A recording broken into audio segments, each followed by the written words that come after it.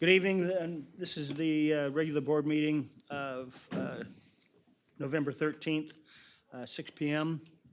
Let me get my notes here. So we need to call to order. Yes. Director Sailors. Director Gould. Present. Director Stark. Here. Director Weber. Here. Director Costa.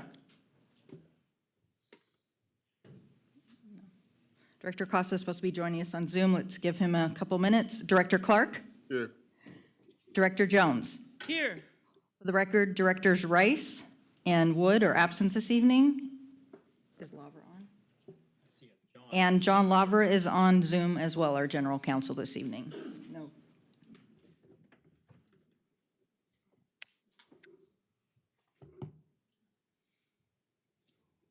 Director Costa, are you on? Yes, I'm here. Okay, great. Thank you so much. Very good. Great. So Metro Cable announcement, if you would like to see this in the future, you can watch it on metro14live.saccounty.gov or youtube.com/metrocable14. It'll be on Monday, November 17th at 6 p.m., excuse me, and Wednesday, November 19th at 6 p.m. as well. Now we're moving on to public opportunity to discuss. Oh, thank you. Excuse me, I'm so sorry. Mr. Gould, Director Gould, can you please lead us? Thank you. Ready, begin.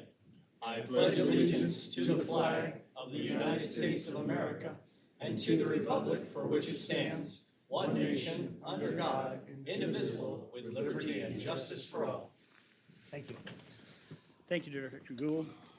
Now, moving on to public opportunity to discuss matters of public interest within the district jurisdiction, including items on or not on the agenda.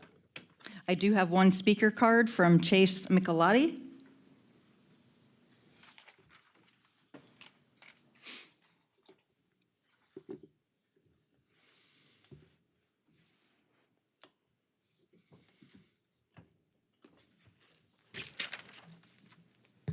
Good evening, board members, and thank you for your time.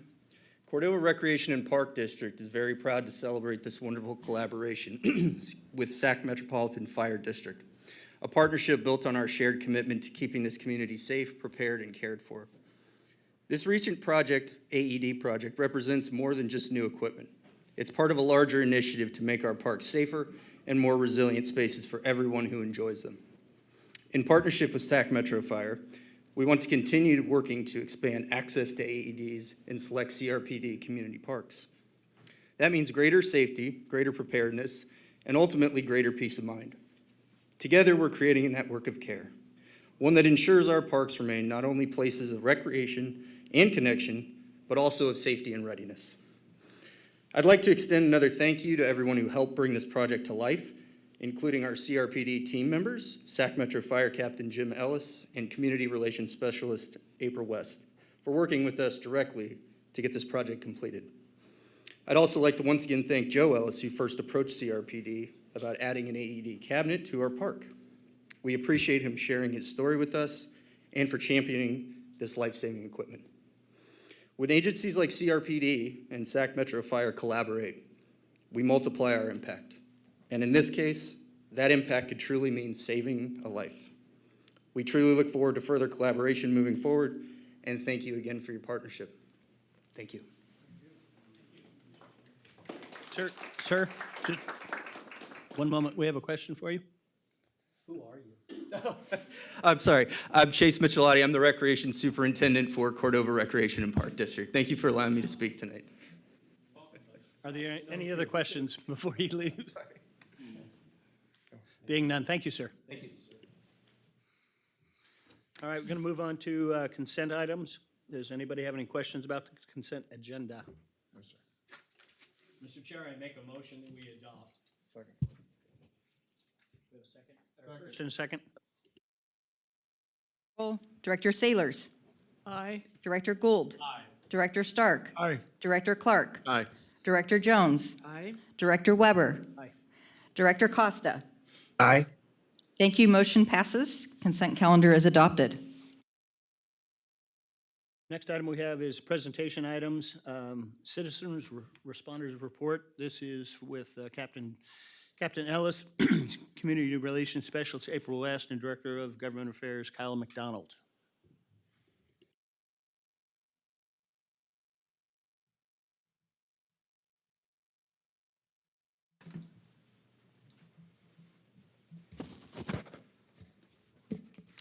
Hello, everybody. We do have a presentation coming.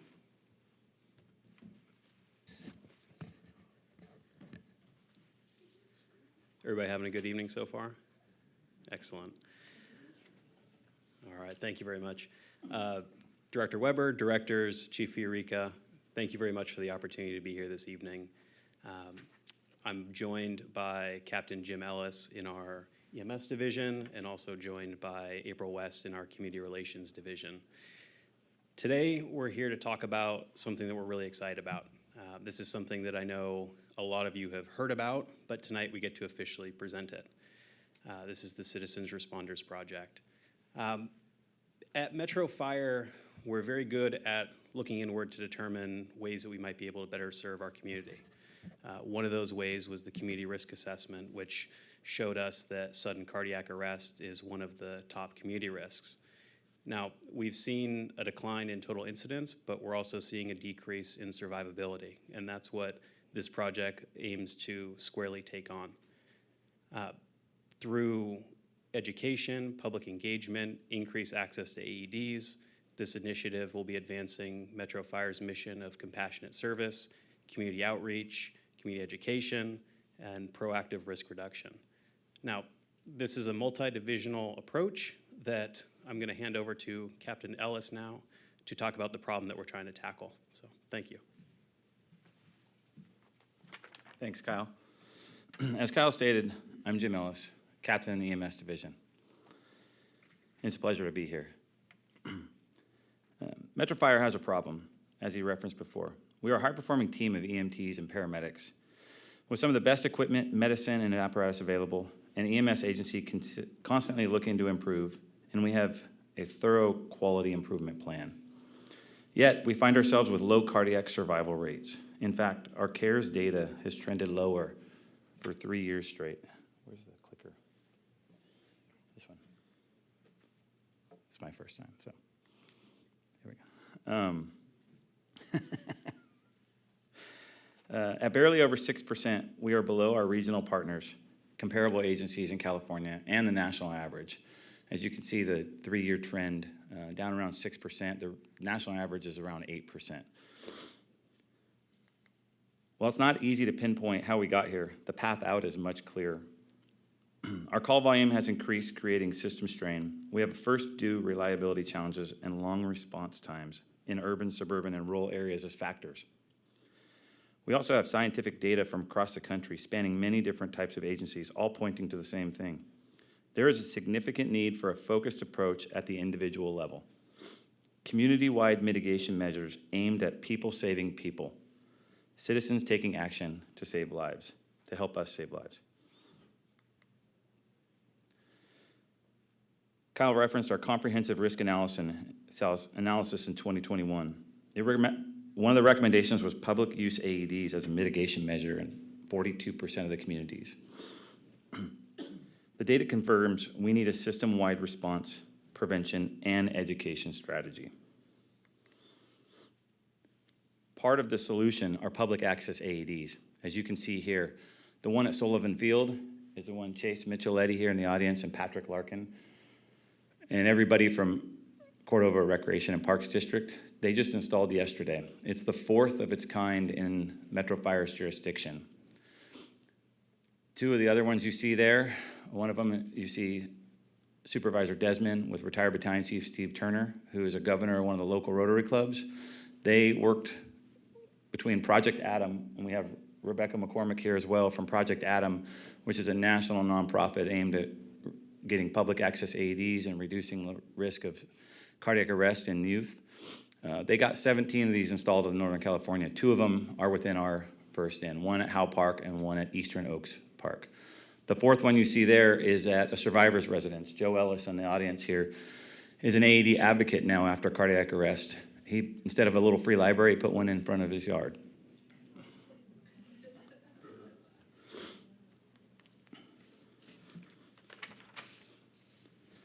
So while public access AEDs are a major piece, they're just a piece of the overall project. We have April West here to speak a little bit more on this.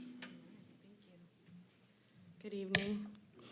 So the Citizens Responders Project provides CPR education and hands-only training so that our community is empowered to act when seconds count. It also expands access to life-saving AED access across high-traffic and high-risk areas.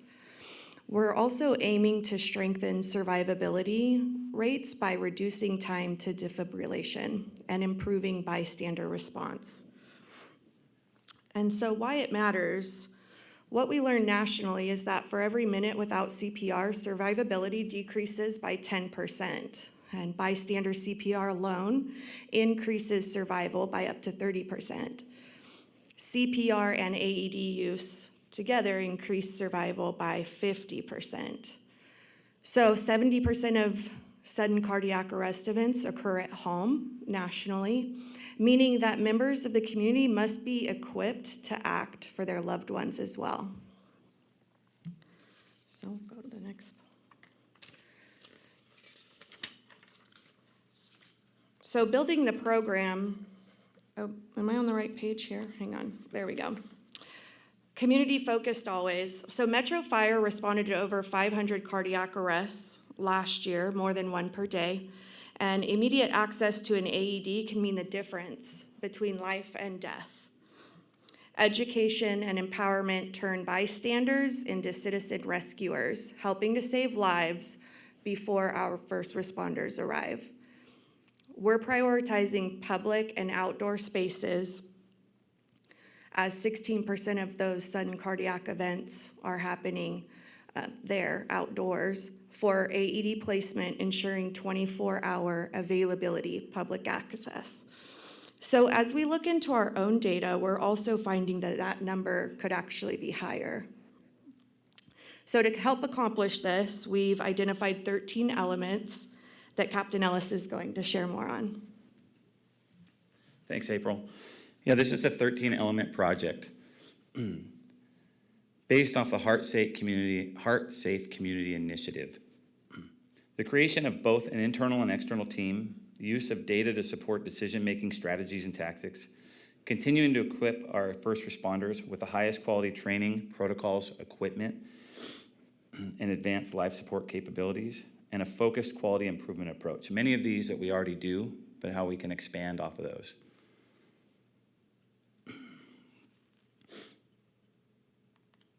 We will also focus on our citizen responders through education, training, and practice planning for cardiac arrest events, as well as the development of meaningful health promotion strategies.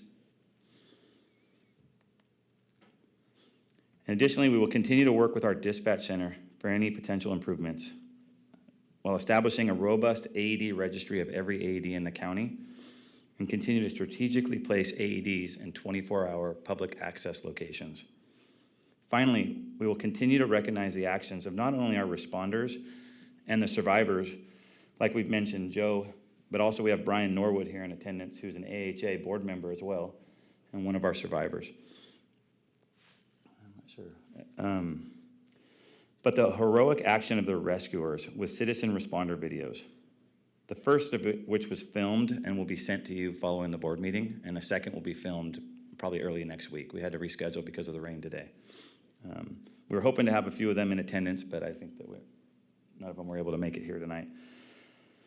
The intent of the Citizens Responder Project is not just to increase survivability in the cardiac arrest setting, but the creation of a sustained community-wide culture of citizen responders. So although we just launched the Citizen Responder Project tonight, we've already had many successes just building up to it. As you can see in the pictures here, some of the events. In addition to the survivors you've met tonight, we now have the 24-hour AEDs in public locations with a 5th plan for in December at a local golf course. We have approximately 70 more locations we've identified to place these, working with our local partners like Cordova Recreation and Parks District and our Rotary clubs. Metro Fire has applied for a grant for 30 additional units that we're going to give away if we get awarded this next year. And we're working on raising money now. We're looking for opportunities to raise money so we can acquire many more. Sac County EMS is partnering with us to identify all AEDs in the county, so we have a complete, robust registry created. 3 AEDs have already been added to Pulse Point, which is the AED registry we're going to use, and we expect hundreds more as soon as we get the county, as soon as we work through the process of the county to figure out where they're at currently. Fire dispatch now utilizes Pulse Point as part of their workflow to determine if an AED is nearby. So in any unresponsive patient out on the street, they'll go through Pulse Point, see now there's an AED nearby, they can tell somebody to run across the street and grab it.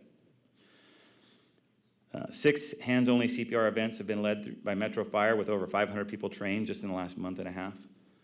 1 citizen responder video film with a second plan. We've had our first survivor banquet in May with a second planned. We're getting ready to start planning our first cardiac arrest summit next March.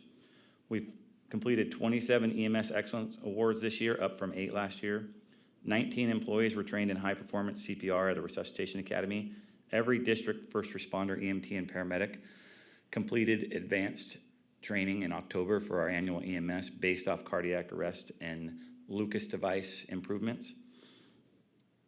And we've formed partnerships with organizations like Capital City CPR, AHA, Citizen CPR Foundation, Project Atom, the AED team, Take 10, Arrive Alive, Avive AEDs, our local Rotary Club, school districts, and park districts like Cordova. While we are thrilled to report the successes such as these before officially kicking off tonight, we are excited to see where this project takes us in 2026 with the full momentum and support behind it. Thank you. Kyle. Okay, so in terms of the next steps, this evening is a major moment. We have publicly announced it to you, our board. Next steps beyond this, we're going to make sure that our website is updated as well. We've got some resources that have been compiled, including information, statistics. We're going to be having calendar of events on there as well for when we have additional trainings throughout the community.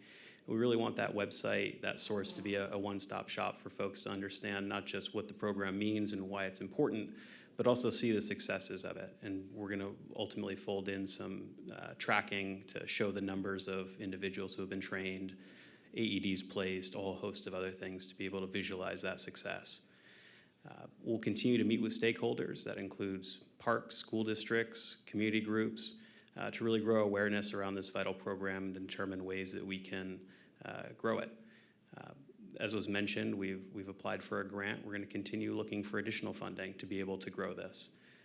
And then lastly, but certainly not least, we'll continue to keep you all not just aware, but involved and engaged as well. At the end of the day, this initiative fills a critical gap for emergency response. It enhances survivability, builds community capability, and upholds Metro Fire's mission of protecting life through compassion, education, and preparedness. So with that, happy to answer any questions. Do we have any questions?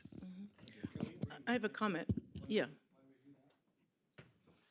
Let there be light.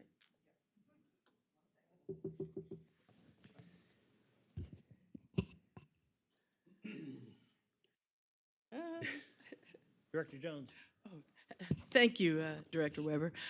Thank you, staff, Kyle, April, and Cap Mellis for this program. It's a fantastic expanding our coverage on the health and welfare of folks in our community. And I'd like to give a shout out to Parks Director Patrick Larkin and his senior staff for once again taking the lead in terms of to help our community and enhance all the safety measures that we can do. So thank you all very much. Sir?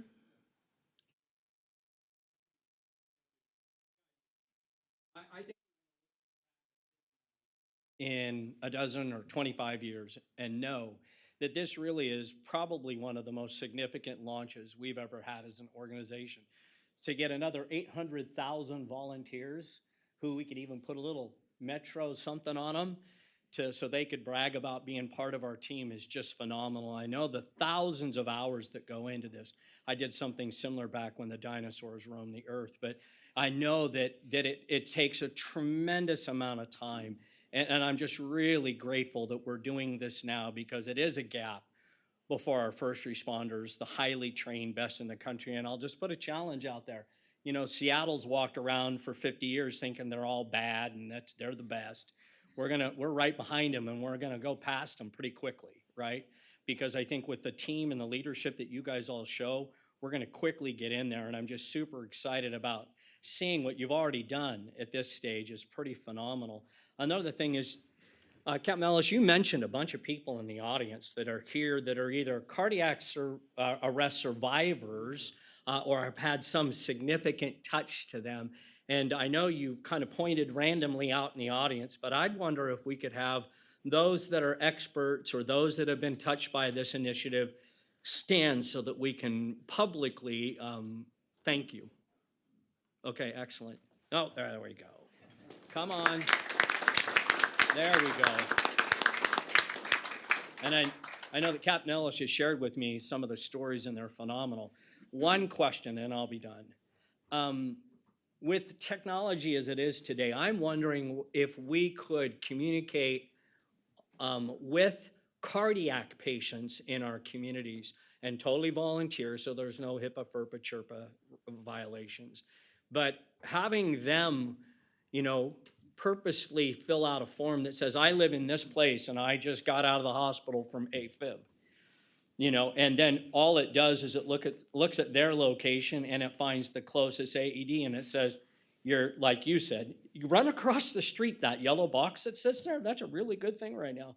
Those kinds of technologies. Are you saying that when I call from my cell phone, it geolocates where the call's coming in and it will quickly give me, like, just go down the end of the street and there's an AED? So if you use the Pulse Point app itself, it'll automatically locate where you're at just from the navigation. And then there's a little yellow AED box that'll populate when you zoom in close enough, so you can see if one's close by. Like if you have AED on your phone now, you can look and see there's one in the lobby at Metro Fire headquarters. Right. And so you just zoom out to see how far one is away. When you call 911, our dispatchers are using that same Pulse Point, and they're now telling the caller who probably doesn't have that on their phone or they're not thinking about it, hey, there's an AED a couple hundred feet from you, you know, in the next building over. So we've had instances recently where people actually, they knew there was an AED across the street and they were doing CPR on a patient and they sent somebody to go get the AED across the street on their own. And that was across a major boulevard and brought it back and helped save that life. So these are what we're trying to get through dispatch. So it won't automatically tell you that the AED is there because you called 911, but it's part of the workflow from our dispatchers informing that caller. So if you come up on the Metro website, before you can get any information, you've got to download the app? No. No, That'd be I'm separate. saying that should be what we, right? So everybody gets the app, right? Or you go to, Walmart or wherever. That's what we want. Everybody get the app. If we can get more and more people to get the app, and you can't go anywhere without this stupid thing following you around, right? And so I'm just wondering if there's ways, because that app is really going to trigger a lot more responses like you've just described. Not only can you get the app and download it, you can get notified if there's a public unresponsive patient happening within a quarter mile of you. So then as a citizen, you can respond and actually take action. Now, those are only going to be the ones in public locations, but that's part of the overall plan we're working on next year is how do we build this out for a citizen rescue, This is going citizen to responder be team. awesome. And we're still okay with Lucas devices despite the current literature. Correct. It's brand new literature. We're still looking into it, but we are working on Love 'em. efficiencies. Yeah, just talk to paramedics, not scientists. Yeah. Thanks, Captain. This is fantastic. I don't think we'll really understand just how huge this is for a while until your plan rolls out a while, because this makes a big difference. And I look forward to the night where we see a bunch of people coming in here to get, Citizens Rescue Awards because they've saved a life. I will tell you personally, saving a life is the most awesome thing any other human could do. There is nothing that comes close at all. So I encourage 800,000 people in the next 10 minutes sign up on the app, make it happen. Thank you, Mr. Chair. Welcome. Director Stark. Yeah, I think this is a great program. I'm really excited about it. I would like to see us get creative in raising funds to get additional AEDs. For example, my boys are in Boy Scout Troop 144, and one of the Eagle Scout projects, they got 2 AEDs in Christ the King Lutheran Church, and then did training with a bunch of the folks. There are a lot of seniors there, so it was a pretty great thing. I'd like to see us to try to reach out and do some more of those.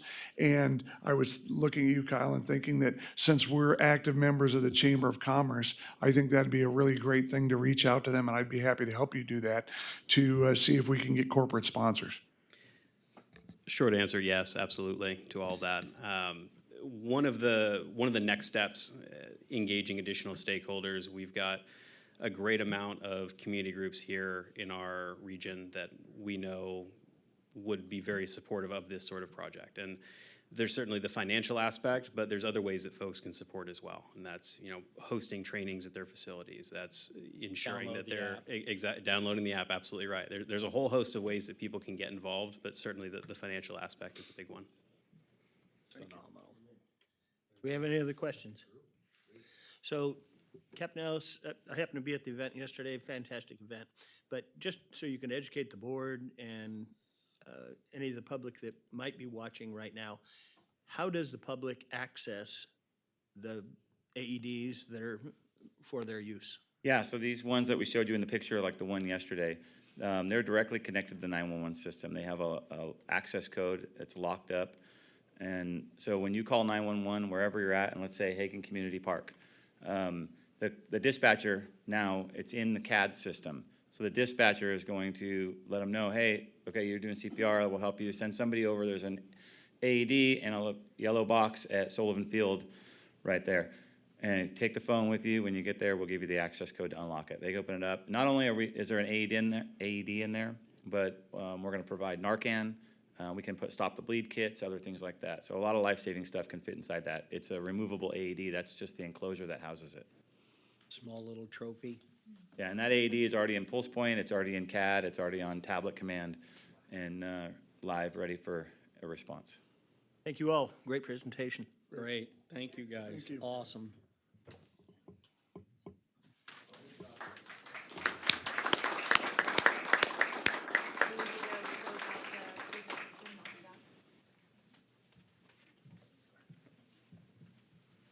John, have a question? He pop up on our screen. Okay. All right, moving on to action items. Adopt resolution, deferred compensation plan committee chair, a retired captain and my friend, Jim Newcomer. Everybody's friend. Good evening. Haven't been before you guys for quite a while. And for the couple of you that don't know me, I retired from Sacramento Fire in 2006. I've been on the Deferred Comp Committee since Metro Fire was formed and before that. What we have is a somewhat vague resolution that we operate under at the pleasure of the board to manage our Deferred Comp Committee so that you aren't burdened with it. We've been doing that for 25 years now. Our consultant suggested that we revisit that and get more specific. And we got a lot more specific. So what you have before you is a resolution that's going to affirm the oversight responsibility that you're going to delegate or have delegated to the committee. I want to mention that there is no financial impact beyond what we've seen for the last 25 years, and that would simply be incidental expenses outside of participation by the members of the board. Travel expenses are covered by the plan itself. We go to an annual conference to try to help educate ourselves, and that's proved very fruitful. A little bit about where we are today. At the end of last quarter, we were at $174 million employee contributions into our deferred comp plan. We have 1,114 participants, which means people like me that are retired that have a balance, as well as your current employees that are participating. The average balance of all of our members is about $173,000. Pretty good balance. And our participation rate is about 80%, which is industry-wide, that's a good percentage, but as a committee, we're a little frustrated that it's not higher. We have a consultant that sits on one shoulder, and we have a third-party administrator that sits on the other shoulder. So the consultant's looking out for our welfare and just confirming that everything our third-party administrator does is above board and what we want to see. Our third-party administrator has been with us for close to 20 years, and that's nationwide. We follow the district's procurement policy. We go out to bid every 5 years unless we exercise our 2 one-year extensions for that contract. We also have the same type of contract with our consultant. Those contracts are, the legwork is all done by the committee. They will come back to you as the board for the final approval, signature, whatever. As I said, we had kind of a vague policy from 2001 that started us off. Part of the agreement was that the day-to-day activity of this program, deferred compensation, would not involve your time. And to my knowledge, other than bringing forward new members for approval and appointment by the board, we've held to that. So, as I said early on in this, we don't anticipate any changes. The language is far more specific, and the document is a little bit longer than the old one. That's about all I have for you guys. I'd be happy to entertain any questions. Do we have any questions? I have a question. Director Gould. It's great to see you again. Thank you. You look wonderful, too. In this recommendation, has our attorney taken a look at it, Jim? I don't know. Because I would wonder, given the significant editing and adding that you've suggested this evening, I'm wondering if before we take action tonight, we ought to at least have our attorney take a look at it so that we don't cause our own grief. If it hasn't already been, I would just move that we table this tonight only to have it reviewed by our counsel and then bring it back for approval. Because I didn't see anything in the literature, the front matter, anything like we oftentimes when we take actions, we know that these folks have looked at it, this committee has looked at it, those kind of things. So the board isn't just trying to make a decision without a second set of eyes. I know I have a fairly good working idea of how this committee works within the department or the, Metro Fire, but I just wonder if we even have an idea given the magnitude of changes this document provides. General Counsel Lavra is on Zoom this evening. Yeah, Director Yes. Gould, I have not reviewed this with a fine tooth comb because I didn't know whether I was going to be here tonight or not. So the answer to your question is no, it has not been reviewed in the way that you're speaking of in terms of this document, Okay. but I'd be happy to do that. Yeah, because I see staff recommends and I see that kind of stuff. And if staff's recommending to the full board, I think it's our obligation. And I fully support this. I think you know that after a couple decades of supporting this idea, I think it's one of the greatest things we've done. But I would feel more comfortable moving it forward after our staff has a chance to look at it, and he's already said he hasn't. So if we could do that, I'd just be, and I'm not suggesting you got to come back. You're probably going to be in Bali or some awesome thing like that. But if we could just bring it back to this board with that oversight and that recommendation, I think that, yeah. So I'm making the motion that we table this tonight until that's done. Second. If I get a second. Mr. Chair, any comments? No, do we need Do we need to take Director Jones? Yeah, with the discussion, then we can vote on the motion or either way, but I'll support the motion and as well as give a kudo to Mr. Newcomer for all this work for 25 years. Yeah. So I'm prepared to support it, and I don't see anything in conflict with voting on this in our December meeting. Well, well, that's a great call, okay? I would just make that part of my motion. Yeah. Be And tabled to revisit for vote on our meeting in December. And would you want that to come back after General Counsel Lavra reviews as a consent item, or do you want it to be an action item again? oh, that's a good point. I'm comfortable with consent after staff recommends, because, I mean, this is our own people. And you Yes. just heard, you know, the representative talk to you about the success. I mean, it's massive, and it's so good for our people long-term that I have zero issues with putting it under consent once our attorney has a scan of it. Mr. Chair, if the second of the motion approves, I certainly that has my consensus. Yes. Very good. Okay. We have a motion and a second. Call Yes. the roll, please. Director Saylors. Aye. Director Gould. Aye. Director Stark. Aye. Director Clark. Aye. Director Jones. Aye. Director Weber. Aye. Director Costa. Aye. Thank you. So this item will come back at our December 11th meeting, assuming that our General Counsel Lavra has had a chance to review it before then, and then it will come back as a consent item for your adoption. Thank you. Thank you, Jim. One final comment is, other than the amount of language that I've put before you, it's the same thing we've been doing for 25 years. Yeah, and that's why we have faith for consent. Thank you.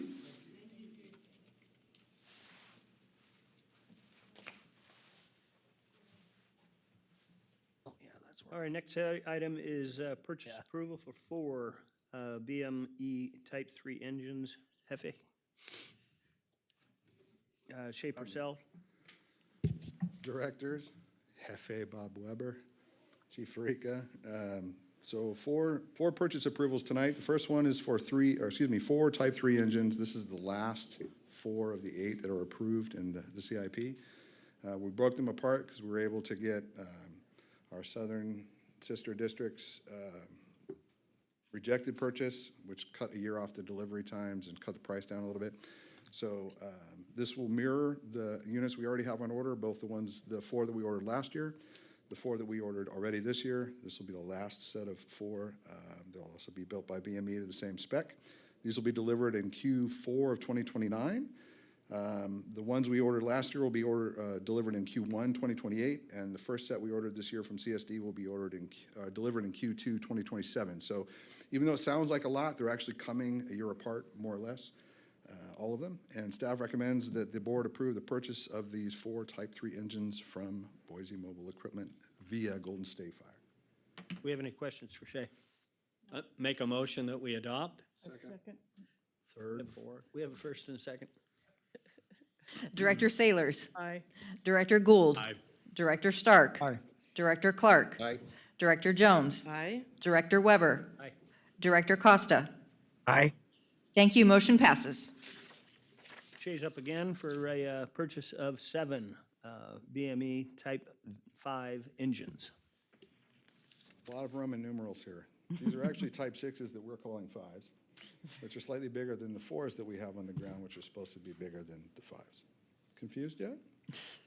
This is going to be for 7 Type 5 engines, also built by Boise Mobile Equipment. These are the same type vehicles that we have in service now and will mirror the spec that we have. We have several generations of these actually already in service. This also is a 3-year purchase move, so we're going to get these in 2 groups. The first 4 will arrive in Q1 2027, and the second group of 3 will arrive in Q4 of 2027. So about beginning and the end of the year, so it'll be a little bit broken apart, but they are 3 years' worth of purchases. So staff recommends that the board approve the purchase of 7 Type 5 BME engines. Make a recommendation, we approve. Second. First and a second, please call the roll. Yes. Director Saylors. Aye. Director Gould. Aye. Director Stark. Aye. Director Clark. Aye. Director Jones. Aye. Director Weber. Aye. Director Costa. Aye. Thank you. Motion passes. All right, Shay. Purchase approval for 25 North Star ambulances. I apologize. It's a bit of a bag of cats in my brain sometimes. This one is for 25 Braun Northwest, or North Star ambulances. This purchase also encompasses 3 years of purchases as outlined in the capital improvement plan. Due to the quantity of units that we're ordering at one time, staff was able to negotiate a 5,000 per unit discount, so 125 grand off on this one, and consistent delivery timeframes, with 9 units arriving in Q1 2027, followed by 8 in Q1 2028, and the last 8 in Q1 2029. Staff recommends the board approves this purchase for 25 Braun North Star ambulances, please. I make a motion, we approve the purchase of 25 North Star ambulances. Second. We have a first and a second. Call the roll, please. Director Saylors. Aye. Director Gould. Aye. Director Stark. Aye. Director Clark. Aye. Director Jones. Aye. Director Weber. Aye. Director Costa.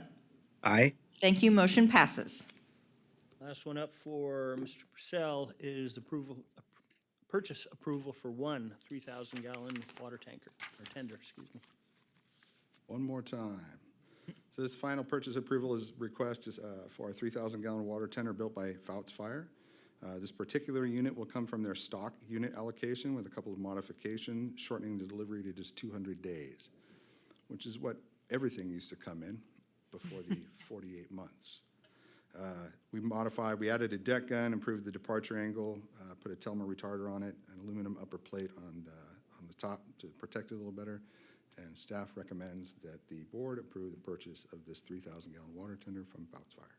Mr. Chair, I make a motion that we adopt this newly outfitted 3,000-gallon water tender. A second. We have a first and a second. Call the roll, please. Yes. Director Saylors. Aye. Director Gould. Aye. Director Stark. Aye. Director Clark. Aye. Director Jones. Aye. Director Weber. Aye. Director Costa. Aye. Thank you. Motion passes. Thank you, Shay. Good job, Shay. Moving on to reports. President's report. He doesn't have any. Next, we have the fire chief's report. Good evening, and thank you. I'll be providing the fire chief's report this evening as Chief House is currently attending the CalJack conference. First off tonight, please join me in welcoming Robert Baumgartner, hired for the position of Fleet Shop Assistant, effective November 3rd. Unfortunately, he was unable to be here tonight. Our second new hire is Jason Harcourt, hired for the position of Facilities Technician, effective October 27th, 2025. Jason, can you come on up to the podium and introduce yourself, please? My first time in this room, so You'll be fine. I've been here for 3 weeks. So first of all, I just want to say I appreciate you guys having me tonight and letting me introduce myself. My name is Jason Harcourt. I'm the new facilities technician, and so far my 3 weeks here has been over. Everybody's been so nice and kind, and I'm really excited about working here. I've been in the trades and building trades for over 20 years. My specialty's in HVAC, although I'm pretty well-rounded in everything. My last 9 years, I came from a Galta Joint Union Elementary School District, where I was a maintenance technician, so it's a very similar job to what I'm kind of learning. It seems like it's pretty similar, the things that I'm going to be repairing and fixing. But now I'm in the fire stations, so it's probably a little cooler. But so I bring quite a bit of experience, and I'm pretty excited, but, my young family, my 2 kids, my daughter Cody and son Boyd, they're excited. They're like, Dad, you're going to work at a fire station. I'm like, well, I'm not a firefighter, but, it's pretty exciting because I actually grew up in the fire community. My dad was a retired fire captain from Galt Fire District. Worked there for almost 30 years, and my mom was actually an administrative assistant. So I grew up in the firehouse, jumping off of fire trucks, and spent all my summers going to musters and watching them do hose cart races and bucket brigades, and it was pretty exciting. So it feels pretty special to me. It's kind of full circle, right? Yeah, I'm not a firefighter or anything like that, right? But I feel like I could be a good, big asset and big part of the community here and help keep the stations rolling, you know? So, but other than that, a little bit about myself. I'm like an outdoorsman. I used to spend all my time hunting and fishing and things like that. And now I just seem to find myself coaching softball and baseball and football for some reason. I don't know why, but I have a good time doing it. You know, I love my kids. So, but other than that, I appreciate you guys opening this new position. I know that it came with like a lot of the Measure O things, and you know, hopefully it doesn't just stick with the Measure O things. You know, like it's scary. I left a pretty good job over there at Galt Elementary, but I know this is where I'm supposed to be right now, and I'm super excited about it. But I appreciate you guys' time. Thank you, Jason. Can you hold up just a minute? Do we have any questions for Jason? Director Saylors. Welcome home. Thank you. I appreciate it. Anything else? Download the app. I have it already. I got it. Pulse Point. Jason, it doesn't matter whether you're a firefighter or not. You're part of the family now, and welcome aboard. I appreciate it. All right. Have a good night. Nice meeting you guys.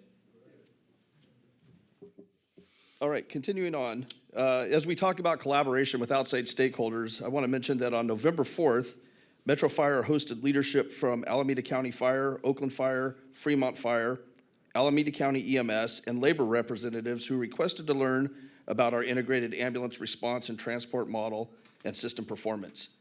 The visit reflects positively on Metro Fire's service delivery model and the collaborative work occurring across Sacramento County's EMS system. It was a very positive meeting.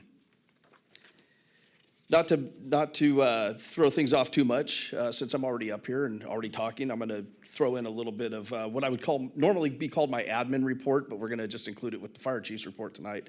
So I just wanted to kind of put the focus on human resources for a minute.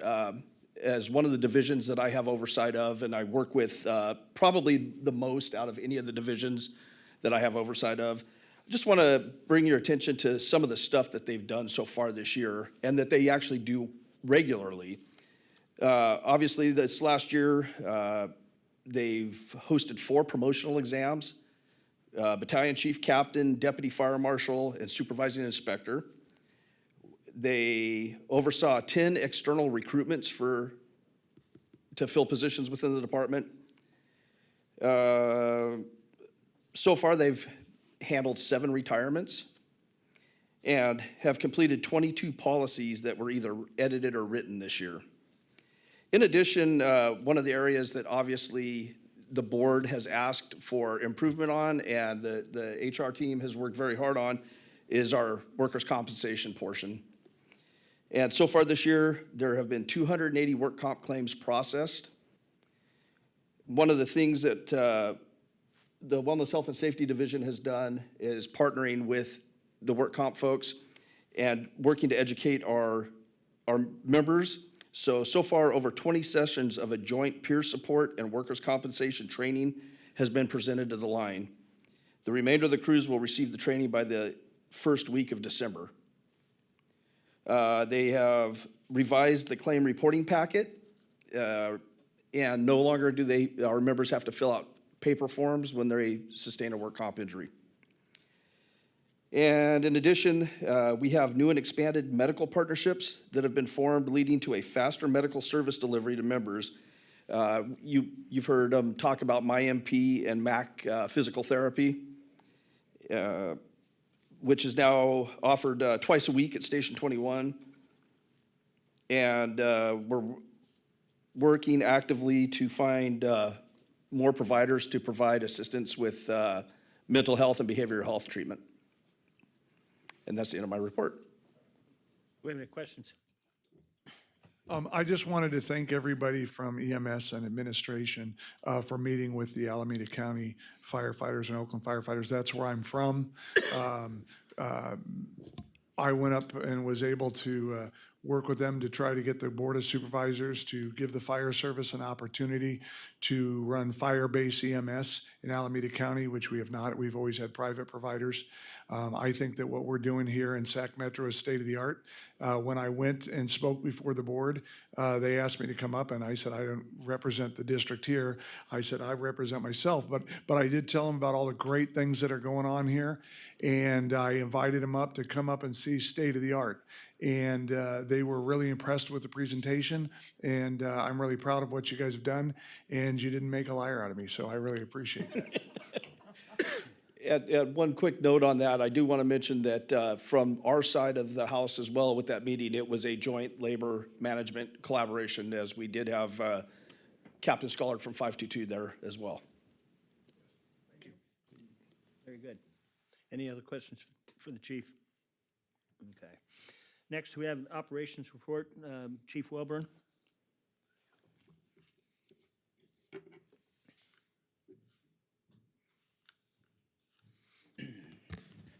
Good evening, Board of Directors. Normally I'd be up here talking about community relations and be bearing gifts, but I'm in a new role now, so it's good to see you all again. And Chief Eureka, Marnie, and once again, Arthur.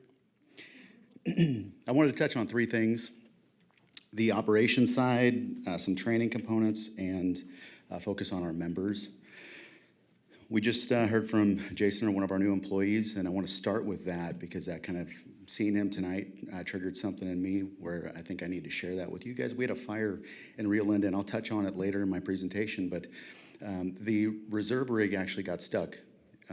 They parked into some the ground that eventually became saturated and stuck. We had to call out a tow company. They pulled them out and left about 30-foot tracks. Major tracks. And I talked the next day, I went to the homeowner and said, hey, want to take care of you? They said, don't worry about it.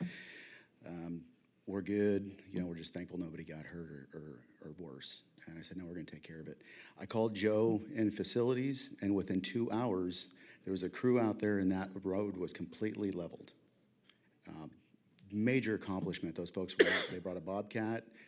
They went to the nines. And so I just wanted to give a little bit of kudos to our facilities team that continues day in, day out to take care of not only us, but now also taking care of our community. So it's admirable. At operations side, we had 3 fires since our last Board of Directors meetings, and I think they're worth noting. At 2:36 a.m. on November 3rd, Battalion 14 crews arrived to a vacant Epoch Casino, or the old Sheepherders Inn on Folsom Boulevard, for a well-established fire. The fire did go 2 alarms, it was all hands, quickly, and due to the size of the building, the intensity of the fire, and the fortification of the doors that were on there because it was unoccupied, it was a lot of work. The IC eventually did go defensive. On the evening of November 5th, Battalion 7 crews arrived to another vacant office building at the corner of Watt and Marconi with a well-seated fire, and that fire also went defensive from the start and was contained to 1 alarm. And then finally, on November 6th, just before 2:00 p.m., the fire we talked about, B5 crews responded to a house fire in Rio Linda with reports of possibly a victim inside. Crews initially went offensive to do the right thing and locate the person, but it was quickly reported that all those folks were out, and the fire transitioned quickly to defensive thereafter. As the fire intensity increased, structural members showed signs of compromise and conditions did deteriorate. That fire was also held to 1 alarm, but all 3 incidences had some commonalities. We went defensive on those 3 buildings. There were some positives: great size up, awareness of conditions and risk potential, appropriate command presence and delegation, and discipline on part of the crews to understand and think bigger as those conditions deteriorated. The overall outcomes, though, were also the same, and they were exactly what we wanted. Everybody was out, nobody got hurt. The fire was contained to the unit or the building of origin, and we protected the exposures. We also contained the environmental threat and reduced the economic impact to that community and those owners. Going defensive on a building is not something that we take lightly. It's not ingrained to our culture. We go in almost all the time, but our ICs in this moment understood that we have a risk versus gain. And a lot of times in these big vacant buildings, the risk is their own people. One of my previous training mentors once said, risk has a name, risk has a family. And it's important for our ICs to remember that, and they did that night, on all of those nights. The decision-making process is important, so well done to our crews. And that's really what I wanted to hone in on that. It's not something we do all the time, but we just so happen to have 3 in 1 week, which is different. Moving on, training. Dozens of our boat operators just underwent IRB training, which is inflatable raft boats, and we're heading into the winter seasons where we're seeing atmospheric rains like we are right now. We could potentially have flooding conditions like we did several years ago, and our folks are not trained, so it's important. And then moving on, we also have concurrently the Sacramento Fire high-rise drill. So our folks are out there right now, and we'll be out there through the end of the month, and units are down there from Sacramento County, Yolo County, parts of even upwards of the Bay Area, or downwards of the Bay Area, to go there and better themselves. San Joaquin. So we have a whole bunch of fire agencies that are out there working together, collaborating, and we just want to give some kudos to Sacramento Fire for inviting us out there so that we can get better. Finally, our members. We had 2 MMP paramedic upgrades this week. Paramedic Natasha Gurzu from Medic 641 and Paramedic Kylie Hammond, Medic 6105. And then effective on November 16th, all of the recruits that just graduated the MMP Class 25-2 will count as full staffing, which is great. So outside of that, that's pretty much a rain down of what's happened in the last 2 weeks. Any questions? Do we have any questions for Chief? I have a comment. When I was a fire captain, I got to come down and take the high-rise training, and I think that's a really great program. I'm glad to see that continues. I learned a tremendous amount taking that class, and it's not readily available in Northern California. So you bring in locals or departments from all over, and it teaches a lot, and it's important to share. Thank you. It is, and it's one of those low-frequency, high-risk operations, too. And so we're having folks all the way from firefighters all the way up to the IC be able to have a part in that, taking divisions and those things where they normally wouldn't, getting them that experience, which is valuable not only in that setting, but also when they bring it back here to our buildings here. And it's very likely that we could end up on a high-rise fire. We have hospitals and other buildings either in our first in or adjacent to where we can see ourselves being a part of that. So. Any other questions? No. Chief, either yourself or somebody in the room, can you enlighten us on the academy that's starting Monday? I don't know how many recruits we have starting. Maybe Chief Eureka might be able to elaborate more on that. Yes, we have 20 recruits, firefighter paramedics that will be starting the academy on Monday. And is that a suppression or an MMP? It is a suppression academy. Thank you very much. You're welcome. Thanks, Chief. All right, you guys have a good night. Next, we have administrative report. Chief Rico already gave that. Next would be support and emergency medical services report. That is no report. Chief Mitchell's not here. Do we have 522 in the room? I do not think so. And 522 is also at the conference. Committee and delegate reports start with the executive committee. President Wood is not here, so therefore will be no report. Communications and JPA, no report. Finance and Audit Committee, Director Jones. Yes, we have a report. Thank you, Director Weber. Our report is that our next meeting is January 22nd at I get to say it, January 22nd, 2026 in these chambers. Everyone's welcome to come. Very good. Next, we have a policy committee, Director Sailors. The policy committee met this evening at 5:30. We went over the, oh my goodness, what was it called? The Retaliation policy. retaliation policy, which will come to the full board soon. Our next meeting is December 11th at 5:30 here in these chambers. Thank you. Very good. Next, we have board members' questions and comments. We'll start with John Costa, so I don't forget him. Director Costa. Thank you, sir. I have no comments. Very good. Director Jones. Yes, thank you. 2 items. One is that Director Gould and I attended and participated with the 2x2 with the city of Folsom, and we opened the dialogue, and it was a very good first step. The second item, I'm going to switch gears here a little bit. We got the Thanksgiving season, And I am very thankful that this month I'm able to celebrate a 20-year anniversary. I'm grateful that in 2005, I was able to donate a kidney to a lieutenant colonel in the United States Army, a Gulf War veteran, a helicopter pilot, and one of my kids' sisters. So we're both doing very well today. I'd like to say that the fire service rendered mutual aid to the United States Army. That's what I say.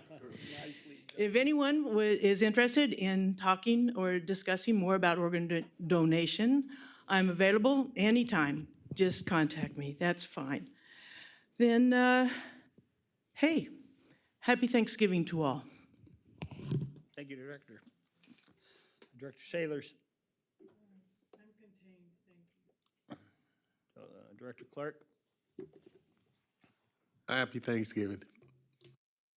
Director Gould. Oh, no, you're last, sorry. Director Stark. Happy Thanksgiving to everybody. Nobody likes to follow you. All right, Director Gould, you're up. All right, tonight in consent, we purchased what I can only imagine is dinosaur remains in firefighting foam. If someone in the room can tell me what that all is, none of the words make sense, and they sound almost Yugoslavian. So please come and see me before we go into closed session. The other thing is kudos to all of you that participate and will continue to participate in the Citizens Responders Project. Like I said earlier, I think we're going to look back 10 years from now and just see our cardiac care numbers and survival rates skyrocket. That is just monumental. So kudos to all of you that are participating in that. And then finally tonight, we purchased 37 pieces of apparatus. Can you imagine how unique that is? If you think about the fire service around the country, that's pretty unbelievable. And Sean and your team, I just can't imagine the workload that you folks are currently under and will be under as those 37 pieces of apparatus show up. And I just want to conclude with giving an absolute shout out to our citizens. If we contemplate this, we would never be in this position where we could do those kinds of things without the citizens of this region reaching into their hard-earned money and saying, I trust the men and women at Metro Fire. I'm going to give them some of my hard-earned money. So everyone that works here is to be congratulated for the incredible job that we do and always looking, in my mind, for ways we can improve, as evidenced by the Citizens Project that was presented tonight. So kudos to all of you. And as I normally say as well, this week as you sit with your family and potentially eat beyond what is realistic, I'd really like you to think about those in our community who do not have a place to call home or to eat. And just in whatever way you can, reach out to someone and tell them you love them, and then tell them that you got something for them to eat. Thank you, Mr. Chair. Thank you, sir. And that's why it's a tough act to follow. And you go last as long as I'm sitting in this chair. So, unfortunately, I do have to follow that. So I have suspended the ad hoc committee as of this evening. If something important comes up in the future, we can convene and approach that subject. But a major, major announcement was made today in ad hoc involving mental health and behavioral health. I was informed that we now have 8 clinicians that we can send our folks to. The work comp liaison officer can take a peek at it, and if the individual needs to be raised to the next level, we have 8 individuals that we can send them to. We have one doc that has either QME experiences and or is a QME that can now write off and sign off on the bigger ticket items so we can get them involved in the work comp system. So that is a major, major breakthrough. And again, I call it the team, but it's actually everybody else. It's not the chair. So I thank you very, very much for that. That was a great early Christmas present for myself, and certainly I would think for the board. That is a monumental achievement. So thank you all. Hope everyone has a great Thanksgiving. We are going to be moving into closed session here. So with that, everyone have a great evening and happy Thanksgiving. Recording stopped.